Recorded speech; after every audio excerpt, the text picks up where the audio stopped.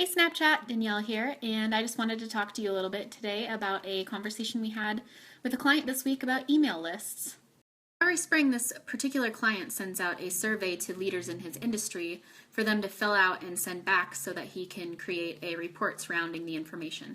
Now, once he has this report created, he sends it out to an email list of people that have marked that they are interested in this kind of information. So in this month's marketing report, he had a question regarding why the open and click-through rates were much lower this year than last year. Now, ClearPivot doesn't do his email marketing, but I got access to his constant contact account and started digging around to see what the cause was. What I found out is that he only sends emails to this particular list once a year, and it's that downloadable report. The real problem with having a list like this where you only send to it once a year is that it is highly susceptible to becoming stale. An email list becomes stale when the addresses in the list are no longer viable, whether that means a new work email, a new email in general, or perhaps they just don't use their email that often. Whatever the reason, the results for you, the email marketer, are the same. It results in lower open rates and lower click-through rates.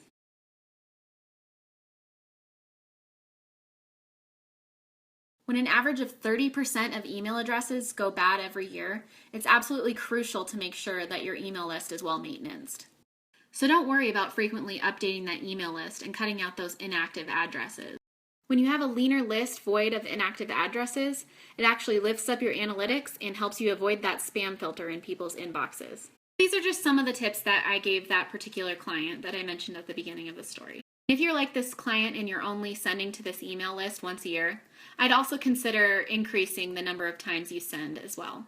So if you want to learn a little bit more about your email list and how it can impact your marketing efforts, take a look at this recent blog article we wrote.